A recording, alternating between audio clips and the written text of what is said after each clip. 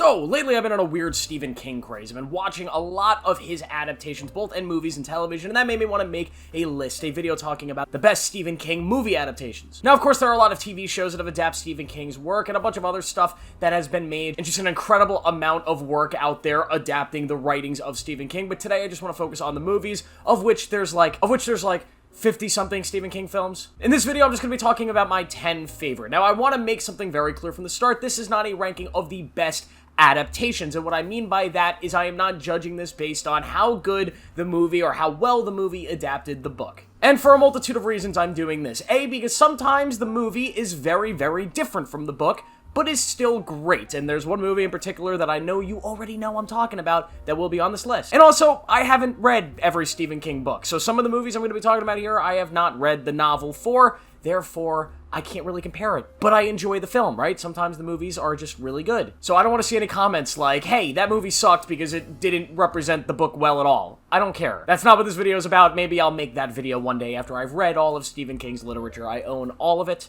I've just been waiting to have the time to read all of it because there's a lot of books. So let's get into it. This is going from worst to best, or, you know, good to great, if you want to say it like that. And before I get into it, please make sure to like this video, subscribe for more, turn on notifications. I post every single day, 7 days a week, both videos and shorts. At number 10 is Carrie, and I'm talking about the original Carrie, because we've had a few different remakes of this movie, we've had a few different versions of this story told, but I'm talking about the original 1970s version of this story. Of course, Carrie is the first published book by Stephen King. It's one of the ones he is most famous for, and it's a story that we all know about this girl who discovers that she has these weird kind of telekinetic powers.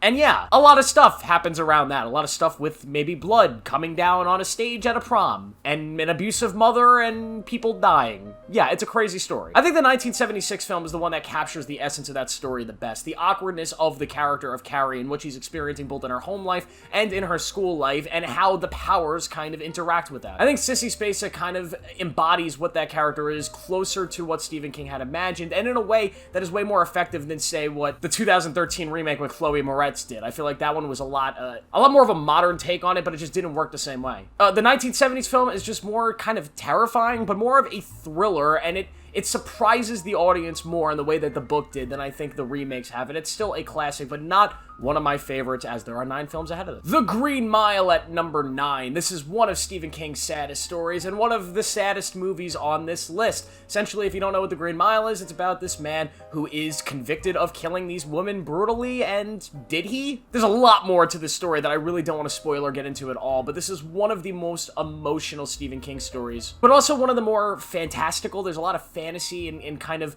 spiritual elements to this one that you get what a lot of his works, especially his more horror-centric works, which you assume that he is a horror writer, but he does have a lot more normal stories that we'll talk about. But this one is really magical in a weird way, and obviously the ending is heartbreaking and just so sad. Tom Hanks is so brilliant in this movie. It's an extremely well-made film. I think it is still weaker than a lot of the films ahead of it. Obviously, it's why I'm ranking it 9, but it is obviously a classic Stephen King adaptation. And number 8 is The Pet Sematary, and I am talking about the one from the 80s, not the newest one, although I do think the newest Pet Sematary is a stronger film than, say, the new Carrie movie. I think the original one is still... it's kind of the one that freaked me out the most. This movie scared the living crap out of me as a kid, because I think the concept of Pet Sematary in and of itself is a very freaky concept. The idea of this graveyard, that if you bury something there, a pet, or even a person, that they will come back, but they do not come back the same. It's a horrifying concept, and this film...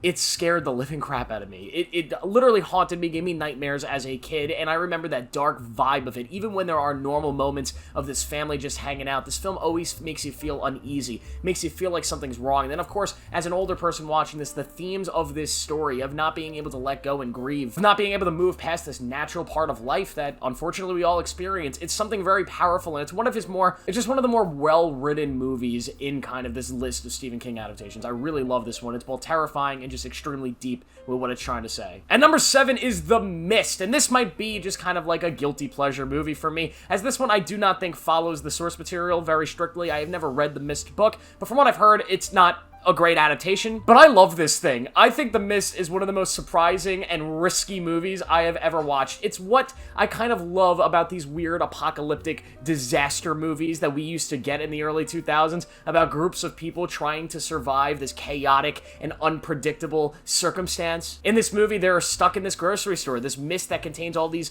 weird monsters has engulfed this town, and they can't leave the grocery store because every time they do, some weird monster swipes them up and they die. There's this weird mystery to this whole situation. There's this weird kind of politicking that's going on within this group. There's like a cult that rises up within it, and how do you control these people? How do you lead these people and survive together? This movie's just a lot of fun in that essence, and it's thrilling. It really hooks you in. Every time I used to be like scrolling through channels on TV and I would see this movie pop up, I would get very annoyed because I knew I would have to sit down and watch the entire thing, because it's just one of those films for me. I know the ending of this film is very divisive because it's so risky, it's so out there, but I love it because it's an ending that made me feel things and just think things that I don't think many films really kind of bring out in you. It's just one of those extremely dark endings that is so dark for dark reasons, right? It is shocking on purpose, even if it doesn't make sense totally with the characters. It is supposed to be a shock value moment, and I love it. This is the most M. Night Shyamalan film that M. Night Shyamalan never made. Let's just put it down. At number 6, we have Misery, and this is the movie that maybe has the best performance of any Stephen King adaptation. Of course, I'm talking about Kathy Bates, who plays the main character here. If you don't know what Misery is, it's a story about this writer who ends up crashing and getting picked up and brought back to the house of this woman who is a fanatic fan. And when I say fanatic, I really mean psychotic. And it's a twisty, thrilling story about this man who's trying to escape this terrifying circumstance that he's in. Now, I've never read the book for this one either, so I cannot speak on how great the adaptation is, but this film, in and of itself, is amazing. The ride that it takes you through, watching Kathy Bates, this extremely kind of unpredictable and wild card character who is constantly explosive and just doing these crazy things that you do not know what she's going to do next, if she's going to be calm and relaxed and loving, or just traumatically awful, and you just never know what she's going to bring out in a performance, and it's really amazing. James Caan is also great as the lead here. This film flies by. It has a really fast pace, and it's just one of the easier films on this list to watch because it's a simple concept that is easy to get you hooked into. It has great performances, great direction, it has a great soundtrack, and this is just a very, very good movie. Dr. Sleep at number 5. This is one of the newer Stephen King films that we've gotten based on a newer Stephen King book. Dr. Sleep is, of course, the sequel to The Shining, a sequel we thought we never really needed to see, but of course, it is a welcome sequel and a very, very, very different kind of movie from The Shining movie, or even the story of The Shining. This film follows Danny Torrance a long, long time after The Shining. He is now a grown-up man and has learned to live past what had happened to him in the Overlook Hotel. And this is a movie that gets way more mythical in kind of what The Shining is in the world building than The Shining as a film did. We have this group of people who use their powers, this shine, to kind of feast on children in the most brutal and real sense that you can imagine for this film. It is absolutely just kind of horrifying to see some of the stuff they do with kids in this movie. You have a great cast of characters here. Ewan McGregor is so good. I mean, everything he's in, he's amazing. You have Rebecca Ferguson, who plays the bad guy, and she is remarkable as always. This film isn't terrifying in the way that The Shining is, but there's something dreadful that you feel watching this in the style, in the visual style, in a way that really Mike Flanagan as a filmmaker can connect to. In the way that Stanley Kubrick makes his films, you see that really pulled into The Shining. Versus Dr. Sleep, you feel Mike Flanagan's personal style kind of surround this film, which makes the two films very, very different, despite the fact that they are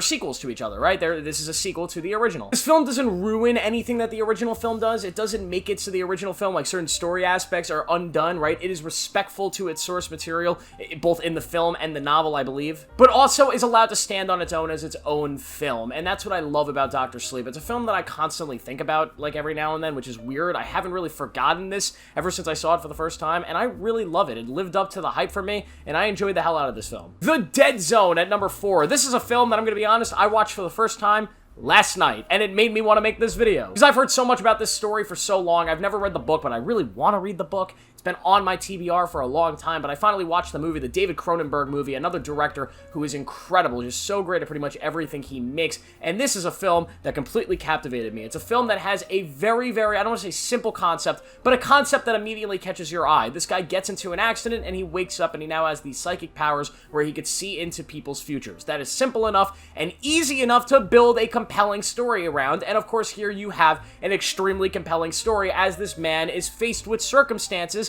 that are, guess what, interesting and make for a good movie or a good story. Christopher Walken is so good in this film. What a surprise. He's just a master of acting, and he is incredible here. But really, the star is Martin Sheen, who plays this senator. And of course, Martin Sheen is no stranger to playing politicians. The West Wing. But unlike in The West Wing, he's playing a absolute kind of dickhead in this one. And he's both charismatic and convincing as a politician, in a way politicians are convincing, even if they're horrible people. And he is just so good at it in this role, and being kind of this contrasting force that Christopher Walken has to go up against near the third act of this film. It works so well. I love this one. This was a great movie in every essence of the word great. It was thrilling, it hooked you, and it's mystery that's kind of involved in it, and just the characters here are so powerful and so, I want to say relatable, that it just was really great. And when I say relatable, I don't mean that I could see into people's futures. I wish I could. That is a damn cool power. But also a terrifying one. Imagine you could see everybody's future, but maybe not your own. Ooh, God, Stephen King, you're a genius. And number 3, we have It. And I'm talking about both It Chapter 1 and Chapter 2. I'm gonna kind of clunk them together because they're essentially one big, gigantic movie. It is another Stephen King story that has a very simple concept at its core that just works from the start. You have a creepy, supernatural clown that's killing children, and they have to stop it. That's freaky enough to sell any audience. Now, of course, there's a lot more to it as you get deeper and deeper into the lore of this world and this story, but this movie, especially the first one, is utterly horrifying, especially if you're somebody who does not like clowns. Pennywise the Clown is one of the most unique and bombastic characters out there. He is not simply a Joker ripoff. No, he is this gigantic, evil, demonic force in the shape of a clown that creatively lures his victims to their horrible deaths. Andy Muschietti does such a great job with the direction of this movie. This is one of the best looking horror films we've gotten in recent years. And yeah, Andy Muschietti's an incredible director, except for The Flash. You don't get a pass for that one, my friend. That movie was horrible. Bill Skarsgård in this film is so good as Pennywise, though, and you have an incredible cast of young actors. This was the time period right around when Stranger Things first came out, when we had this new generation of young tween actors who were all so good. They are all in their 20s now. We're getting old, guys. But of course, the whole cast of these young actors, they're all so great, and they have such great chemistry with each other. They're hilarious, but they also are able to sell the horror, the scares that are going on around them. And the sequel, It Chapter 2, although a weaker movie because you are following the adults, that, you know, there's a different kind of horror to the idea of following adults going through this versus following kids. Kids are vulnerable, they're innocent. Adults, not so much. Adults are a bunch of pricks. So you don't feel as, you know, bad for them when terrible things happen. That is a horrible thing to say, Joe. But it's true, isn't it? Horror things with kids are always scarier than horror things with adults. Let's just be real here. But still, the sequel is good enough and concludes the story of It, and I think these are both great movies. And number 2 is The Shawshank Redemption, one of the greatest movies ever, not just Stephen King adaptations, but just the greatest film ever. This is, of course, an adaptation of a short story that Stephen King wrote about these dudes that are in prison, and we follow this main guy, Andy Dufresne, who has been wrongfully convicted of murder and is stuck in this prison, and we follow this kind of decades-long period where he's just going through some shit. And this journey that Tim Robbins takes us on as Andy Dufresne, as he meets his best friend in Morgan Freeman's character, and they grow this brotherly bond of prisoners, and everything that happens here is just so good. It's hard to describe what makes this movie so perfect to somebody who's never seen it. It's just one of those movies that you sit down to watch it and you immediately get within the first 20 minutes why people think this is one of, if not the greatest film ever made. The performances here are brilliant. The music is amazing. The actual direction and the pacing of the film works so well. Every scene in this film is meaningful and feels like it had to be in the script. There's so many emotions here. You feel for every one of the characters, even the really shitty ones. You feel some sort of, you know, empathy towards their situation. The ending of this film is so utterly motivating and beautiful. It's hard to describe how it makes me feel as a human being watching it. I've watched this film probably close legitimately to 100 times at this point in my life. I'm probably gonna watch it another 100 times more, and this is just, I mean, it's Shawshank Redemption. How could it not be at the top of this list? Oh wait, it's not at the top of this list. It's only number 2 because there's one other movie and you already know what it is. The Shining, my favorite Stanley Kubrick movie of all time, my favorite horror movie of all time. The Shining is utterly perfect. If you look at modern day Hollywood, the modern day world of horror films, and the modern day world of how we tell stories in this genre, There truly isn't anything like The Shining anymore. This movie that takes place in this isolated motel, this isolated hotel at the top of this abandoned snowy mountain, where this family, this father, his wife, and his son are stuck and alone in this giant empty fortress, and there is no way out because they are surrounded by snow and a mountain. And then creepy shit starts happening in that hotel, and the dad loses his fucking mind. It's so simple. It's so effective. The Overlook Hotel, the way it is designed, the way it looks, Stanley Kubrick's so intricate with the details of his sets, is horrifying. I never want to go to that place. Some of the incredible visuals of this movie, the elevator door opening and the blood pouring out. All of the little scares that happen. Danny riding around the hotel on his bike, turning each corner. You don't know what's on the other side, and finally it turns and you see those two creepy girls. Every little camera thread in this film adds to the horror, and then you get to the actual story that's being told here, the themes, the fatherly ideas here. They are so powerful. This story is incredibly powerful and nuanced and detailed, and I love it. The music, some of the best music in a horror movie ever. It's powerful, it's punchy, and every time you hear the main theme of this movie or the final song that plays, you immediately get creeped out because it's creepy. Jack Nicholson delivers one of the greatest performances in the history of Hollywood. It is so iconic. Shelley Duvall, rest in peace, passed away very recently. So iconic in this role. She was so good here, and Jack Nicholson was so good that she was literally scarred for life because of this performance. It terrified the shit out of her in real life. This film is magical. It's just so unbelievably good. It's hard to describe, and it could only be made by a filmmaker like Stanley Kubrick. And I have to point out that I never read the book. I know, Stanley Kubrick, Stephen King, they don't get along, or they didn't get along, rest in peace, Stanley Kubrick. And Stephen King thought the adaptation, the movie was terrible and not faithful to the book. Listen, I didn't read the book. I don't know. I don't care. The movie's amazing, and that's all that matters to me. And yeah, The Shining #1. Let me know what you think down below. Let me know what your ranking of all these films are down below. Make sure to like this video, subscribe for more, turn on notifications. I'll see you in the next one.